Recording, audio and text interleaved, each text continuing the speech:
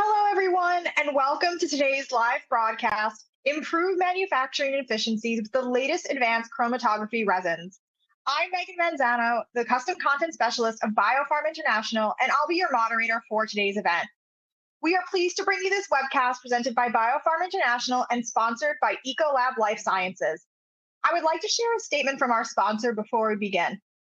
Ecolab Life Sciences delivers high-performance, cost-effective resin solutions through its Purolite portfolio, enabling customers to accelerate therapeutic development while reducing operational costs and environmental impact. With advanced jetting technology and robust regulatory support, Ecolab ensures consistent quality, effective supply security, and seamless integration into legacy systems. This makes Ecolab Life Sciences a trusted partner for CDMOs, biosimilar developers, and innovators seeking speed, reliability, and sustainability in downstream processing. We have a few important announcements before we begin. This webcast is designed to be interactive, and we encourage you to ask questions during the event. You can submit questions by typing them in the Q&A box, which can be found at the bottom of the video player.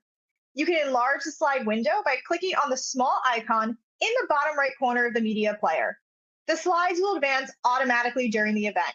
If you have any technical problems viewing or hearing this presentation, please click on the question mark help widget in the top right of your presentation window.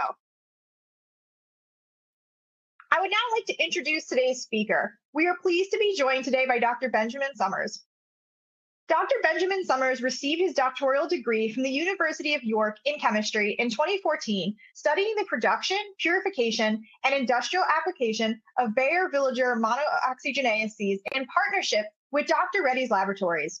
Since 2016, Summers has applied his broad experience in chemistry, biology, and biotechnology within Ecolab's Purolite Resins applications team to support the development of new chromatographic resins and assist a wide range of customers in developing their downstream bioprocessing solutions as a chromatography expert. In his role, Summers has enjoyed the challenges of solving complex purification processes across varied fields, including biotherapeutics, food and beverage industries, biocatalysts, and more. Thank you so much, Benjamin, for joining us today. Please get us started.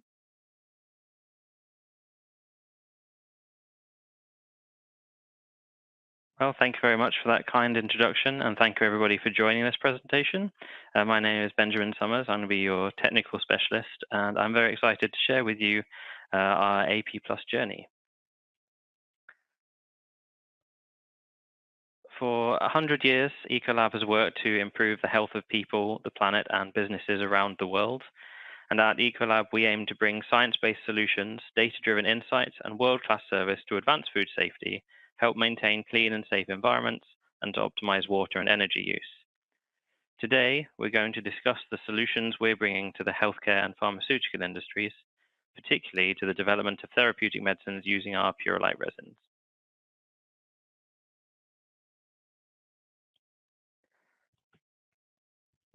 With improvements to upstream, the demand for robust, flexible, and economically viable resin technologies has never been greater.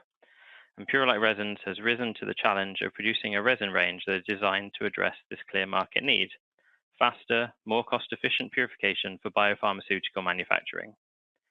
Our AP Plus family gives exceptional performance with great resin lifetime and reductions in cost of goods over standard platforms. AP Plus supports seamless resin transition from legacy resins with equivalent performance. And additionally, we can use the flexibility in our AP Plus family to maximize resin utilization and support process intensification.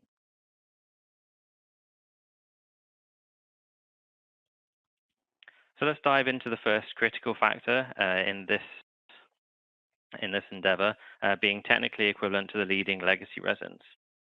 So let's dive into the first key factor for success, being technically equivalent to the leading legacy resins. And how does AP Plus help? Well, the key aspect is our ligand, which enables the technical comparability. We're utilizing a proprietary engineered protein A domain. We're able to achieve a high level of alkaline resistance, and also by using a very similar domain structure to existing legacy resins, that makes our AP Plus range truly plug and play.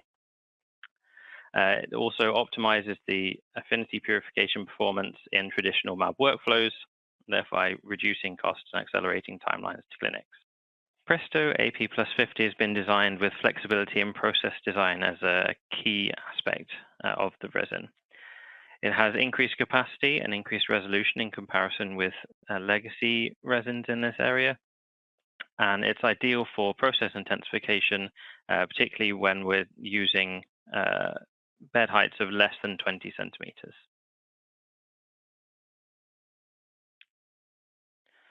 So a key factor that needs to be considered when we're selecting a resin for a new process or an alternative resin for an established chromatographic process, whether that's generation 2 or a biosimilar, is the dynamic binding capacity. So obviously we have to match the binding capacity of the established process, as a reduction in that binding capacity not only reduces the yield per run, but that then has knock-on effects across the workflow. It means more cycles per batch, it means more operator hours. It's critical that any resin being assessed for this replacement is assessed under the same loading conditions, the same flow rates, the same concentrations that are currently used, as this gives us a truly representative comparison. However, on this slide, as an example, we have taken a polyclonal IgG, and we're comparing Presto AP Plus 50's dynamic binding capacity with the leading legacy competitor. And you can see across the range of residence times that we've tested, we have a higher capacity. And this is particularly important at the lower residence times for reasons that I'll come on to later in the presentation. Looking at this slide then, we can see on the left a comparison of AP Plus 50 with some other competitor resins. Again, this is a polyclonal IgG1 that's being tested. So you see, generally speaking, again, compared to competitor A, the leading legacy resin, we have the higher capacity. Competitor T, for comparison, is a 40 micron bead, making it slightly smaller than the AP Plus 50. So naturally, you would expect that kind of has a higher capacity at the lower residence time. But this resin is quite fragile, it's quite tricky to work with, and generates a lot of fines. So the advantage there for AP Plus 50 is its standard agarose backbone technology that's very easy to sort of plug and play compared to your existing processes. On the right, then, you can see the dynamic binding capacity for a monoclonal antibody on the y-axis, again compared with the leading legacy resin, and again it's outperforming in terms of capacity of that resin.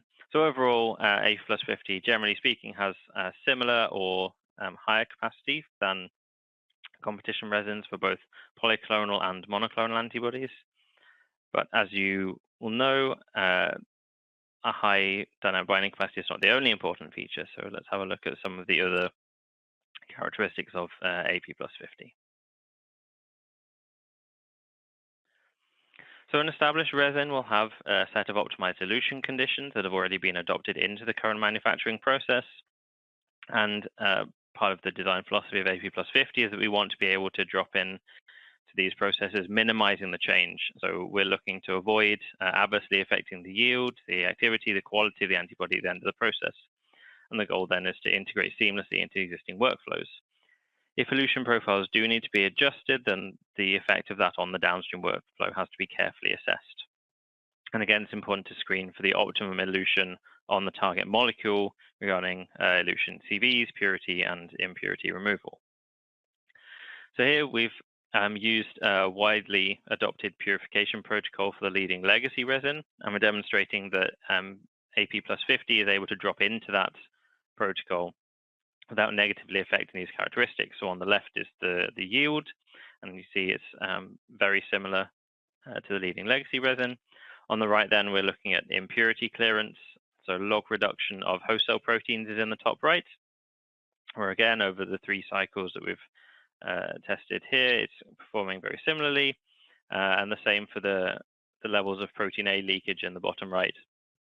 Very low levels overall, and certainly comparable with the leading legacy resin. If we now look at elution volumes, this again an important characteristic to keep control of.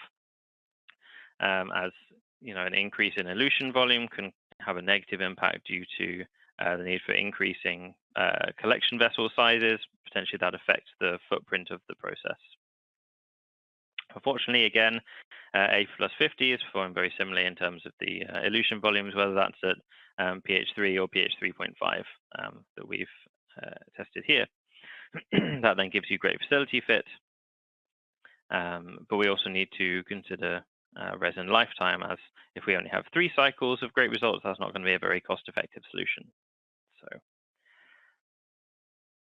shown on this slide are lifetime studies with Presto AP plus 50.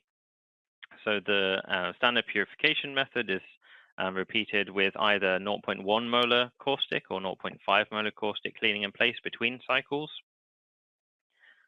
And you can see that the dynamic binding capacity is maintained above 80% of the initial value after 100 cycles in these cleaning solutions.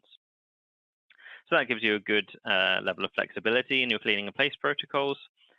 Generally speaking, 0.1 molar will usually be sufficient for your cleaning processes, but if you have a particularly dirty feed or particularly difficult to remove impurities, then 0.5 molar caustic can be used on AP plus 50 as well. So one final aspect before I move on to looking at process intensification is the pressure flow characteristics. So most existing processes are being run at 20 to 25 centimeter bed height at scale, and naturally it's very important that AP plus 50 can match this. So the graph on this slide is showing a pressure flow curve. So you have your linear velocity on the y-axis and pressure in bar on the x-axis. 4 bed heights were investigated, 10, 15, 20, and 25 centimeters, and the column has an internal diameter of 30 centimeters. You can see that flows of over 450 centimeters per hour are achievable with a 30 centimeter diameter column while maintaining a safe operational window below 2 bar of pressure. So we would generally recommend to flow at 200 centimeters per hour for a 20 centimeter bed height, but I will kind of come back again to this point that AP plus 50 has been designed around operational flexibility, so higher capacity at a faster flow rate, a lower residence time, but with a shorter bed height to take advantage of that, facilitating rapid cycling and other process intensification methods to fully maximize the exploitation of the lifetime of this resin and further improve the return on investment from this resin. So I'd like to talk a bit now about how jetting supports process intensification. So the pressure on biomanufacturers to produce quality products with a rapid turnaround is ever increasing, and process intensification in biomanufacturing toward that goal has generally been well received and is accepted across the industry based on the demonstration of its benefits, so improved productivity and efficiency and reduced overall cost of goods. So there are 3 main approaches to intensification of the protein A chromatography step. So first we have what we refer to as multi-column parallel batch or a flip-flop process. So in this, protein A columns are packed and run as normal, essentially, but they are positioned on the system in parallel. So the load will be carried out on column 1, and then once that has been completed, is switched to column 2, while simultaneously the system is finishing the wash elution regeneration process on column 1. And then column 2 after that will be eluted, regenerated, and column 1 is loaded again, and the load flip-flops back and forth between the 2 columns. One step beyond that then is what is multi-column chromatography or continuous chromatography, and in this case, in order to fully exploit the capacity of the resin, rather than stopping the load on a column when the breakthrough trigger is reached, the load continues on to a second column, capturing that breakthrough until the first column is fully saturated. Now, typically there will be 2 to 4 columns here, and what will happen again is that after that first column has been fully saturated, it will go into the wash elution regeneration cycle, while the breakthrough from the second column then goes on to a third column, for example. And here the columns are going to be smaller and overloaded in order to maximize productivity and reduce the cost. And smaller bed height columns are going to have better pressure flow than the longer bed heights, so that's going to enable faster flow as well. And that leads into kind of the third example of rapid cycling. So this is using shorter bed heights, shorter residence times to achieve higher throughput with smaller equipment. You can also achieve high productivity with a reduced material usage, and suitable for handling high product loads in a very small footprint. Now, all cases here of the process intensification are going to benefit from a resin with a higher mass transfer, because that allows you to maintain high capacity as you reduce that resin time and speed up the flow. So Purolite's resins are ideal candidates because the smaller, more uniform beads, which are made possible by the patented jetting manufacturing process, have that improved mass transfer in comparison to legacy resins.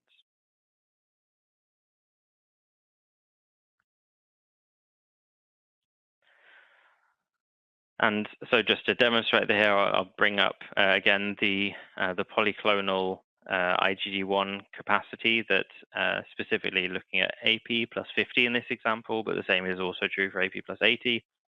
At those fast flow rates, the low residence times, we're able to achieve that higher capacity, which enables these process intensification strategies.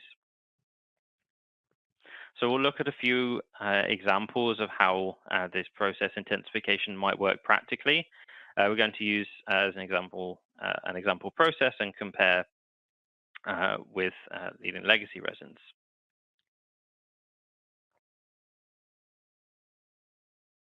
So if we take the first example here, so it's quite common for clinical trials not to use the full lifetime of a resin. So not only the full capacity of a column or the full capacity of the resin, but also how many cycles that resin can be used for before its useful life is expended. And that's essentially lost investment in that lifetime. So what we were looking to do here is maximize that usage to exploit the benefits of AP plus 50. So here we have a 60 centimeter diameter column with a bed height of 20 centimeters, which is run at a 6-minute residence time and a dynamic binding capacity of 50.5 grams per liter. So in the example existing process, 7 cycles would be run and 12.5-hour time investment. And then kind of a total processing time of 18.2 hours. So how can we take advantage of that high dynamic binding capacity and low residence time that AP plus 50 is giving us? Well, if you look at the top line of the table here, we have reduced the resin volume by 50% by reducing the bed height to 10 centimeters. Now that means naturally that we have to increase the number of cycles, so twice as many cycles.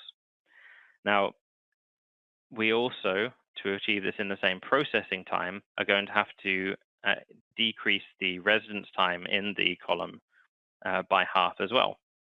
So if we did this with the competition resin, you see that dynamic binding capacity drops significantly.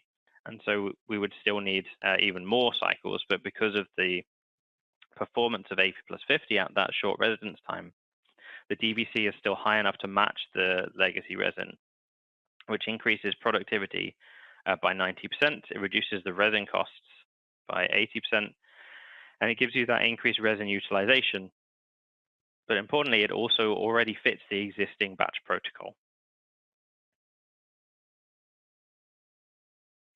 So if we now look at another way that we can intensify that process, let's say instead of decreasing the residence time, you maintain that residence time at the 6 minutes that it was previously. So that now increases the dynamic binding capacity from 50 to 70. So instead of the 14 cycles we needed in the previous example, we now only need 10, which is great. Now, naturally, that increases the processing time, as I said, but we're now running a 50% smaller column, so the buffer consumption is significantly reduced. And again, the resin costs have still come down, and we still meet the we still fit the existing batch protocol.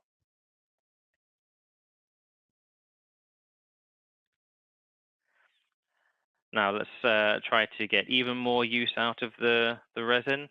So in this case, not only have we reduced the bed height, this time to 15 centimeters, we've also reduced the diameter of the column to 45 centimeters. So the column volume is now only 23.8 liters. We've also, in this case, increased the residence time to a 10-minute residence time to absolutely maximize the dynamic binding capacity. Now, again, that comes with a trade-off of an increased cycle number, increased processing time. But again, that buffer usage is significantly down, the productivity is up, and we have a very large reduction in resin costs compared to the original process. So I have just one more example for process intensification to share with you. So this is something we've been quite excited about putting into place, what we call our dual flow strategy. So as you'll know, increasing the residence time gives us the higher capacity, but comes with the trade-off of a longer process, naturally. But the strategy in dual loading is that you'll run at the faster residence time for 80% of the load. So in this example, we're carrying out a load at 6 minutes residence time for the first 80% of the load, and the final 20% comes at a 10-minute residence time.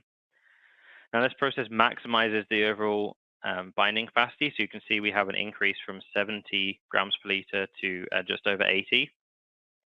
It also allows us to reduce the number of cycles. We get a significant increase in productivity, and again, a decrease in the buffer usage. And I think the key takeaway then from this process intensification section is going to be that AP plus 50 specifically is a resin that can build in flexibility. So you can design a process and design a method of process intensification that's going to work for you and your specific requirements from the process.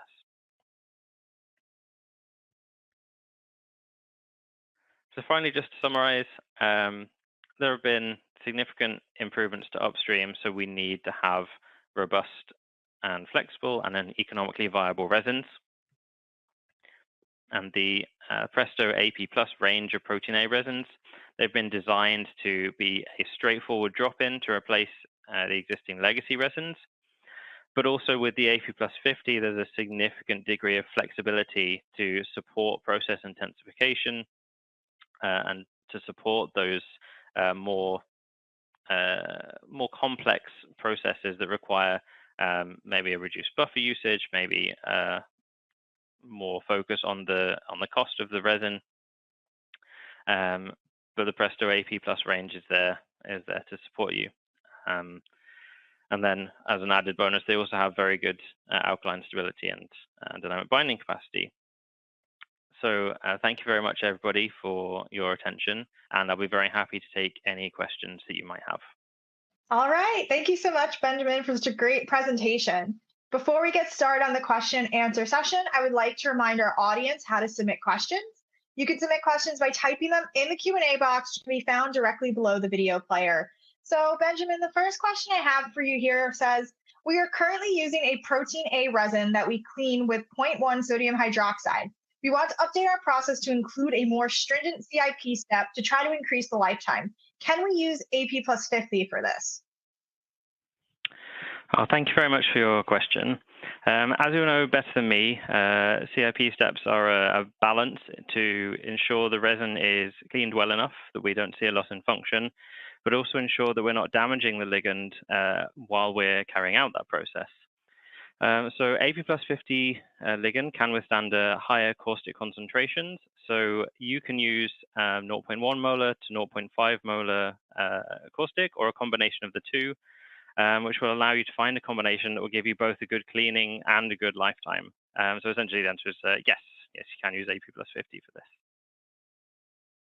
Great, thank you. Our next question here says, we are developing biosimilars and cost of reagents is important, and Protein A is a big factor in our cost. Cheaper resins often don't live up to their claims in our giving lower DBCs or lifetimes. a cynical question, but how can you reassure us that it is worth our time to test the AP Plus range? Again, another very good question. So the basis for the competitiveness of the AP Plus resins is in our proprietary jetting technology. So this process is much less wasteful of raw materials than a traditional batch emulsification method. So it means that in every production run, we have a significantly higher yield of a very high quality resin. So when Purolite AP Plus resins are implemented into your process, you're getting a high quality product with better performance, which results in reduced processing costs compared to the leading legacy resins. Great, thank you. Our next question here is, we want to change our resin, but we are concerned about two things. The elutions volume, as the previous team who developed the original process spent a great deal of time optimizing conditions to ensure the pool fits in our tank. And the second thing is the regulatory hurdle of changing. Do you have any advice for our viewer here?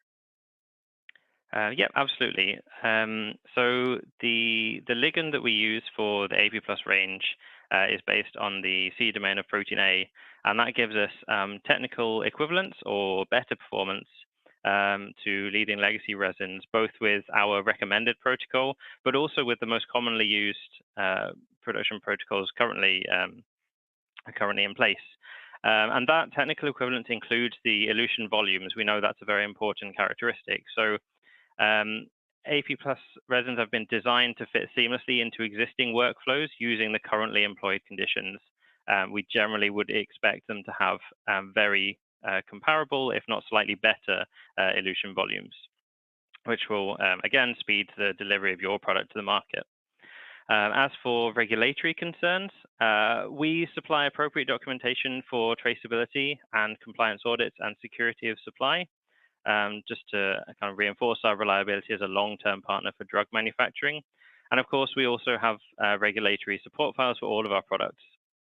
And to assist in the switchover process, we have transition guides that will give an overview of what's involved in doing that resin change process, which we're very happy to supply. Fantastic, thank you. Our next question here says, thank you so much for the presentation. I would like to test AP Plus, but time constraints prevents us currently. Would you be able to send over information so that I can get back to you when we have the bandwidth to do the study? Yeah, of course, absolutely. We'll send out the information after this webinar has ended.